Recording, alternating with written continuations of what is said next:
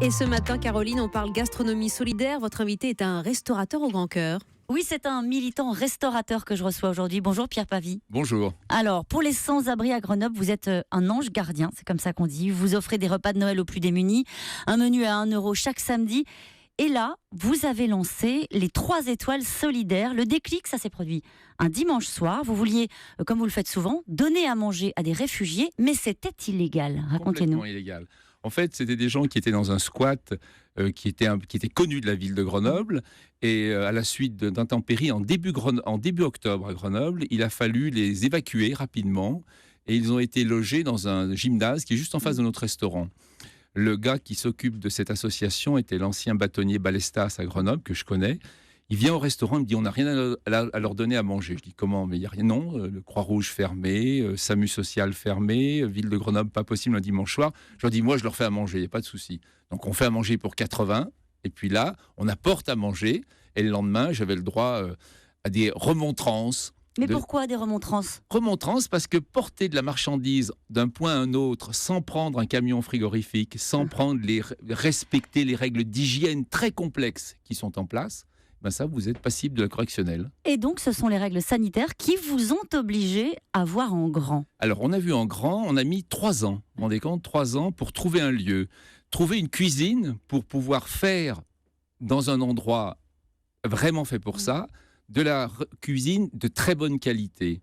Et ça a été un parcours du combattant. On trouvait des cuisines qui appartenaient à la ville, qui appartenaient à des associations. Et chaque fois, j'avais des bâtons dans les roues en me disant « Ah non, la peinture n'est pas conforme, il y a du plomb dans la peinture. » Ah non, là, l'électricité, c'est pas possible parce que... Non, bon, on a mis 3 ans. Mais vous y êtes arrivé. Et aujourd'hui, vous récupérez jusqu'à 200 kilos de viande par jour auprès des grandes surfaces et vous les cuisinez.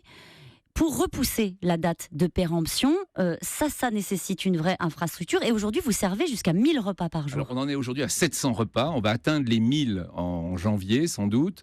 L'idée, c'est de recevoir cette viande qui est récupérée par la Banque alimentaire de l'Isère et qui le fait depuis des années et des années. Mais la problématique, c'est transformer cette viande. Donc, vous avez aujourd'hui les infrastructures et vous avez tenu à ce que ce soit de vrais bons repas. Donc, vous avez pris un chef. Alors, on a pris un vrai chef. C'est un gars qui est extraordinaire, qui le matin voit arriver entre 150 et 200 kilos de viande de toute origine. On a du bœuf, on a du porc, on a du poulet, on a des cailles, et ainsi de suite. Et là, il va falloir qu'il imagine ce qu'il va faire. Genre quoi ? Ossobuco, poulet à la vigneronne. Ossobuco. L'autre jour, on a eu un moment exaltant.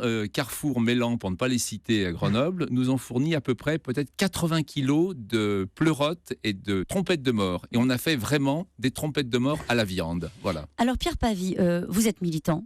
Ça veut dire combattant. Combattant. Voilà. Alors certains se combattent, on va dire, pour le logement des sans-abri. Vous, votre sujet, c'est de leur proposer à manger.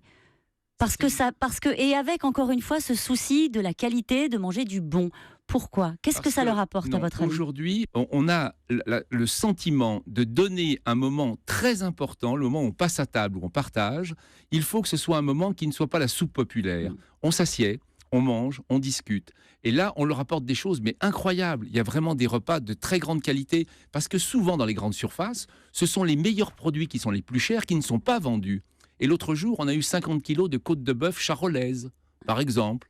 Et vous imaginez donc, ça a été transformé en émincé de bœuf aux 5 épices, mais c'est un vrai régal, voilà. Et vous avez des retours, qu'est-ce qu'ils vous disent, ces sans-abri-là qui vous donnent à manger ? Le plus beau retour, c'est quand on fait le repas à 1 €, c'est pour 1 €, monsieur Pavie, il n'y a rien à dire. J'ai trouvé ça super, effectivement, pour 1 €, il n'y a rien à dire. Non, c'est bien. Pierre Pavie, quand on va dans vos restaurants, parce que vous êtes aussi restaurateur à Grenoble, avant tout, je suis restaurateur. il y a une taxe solidaire.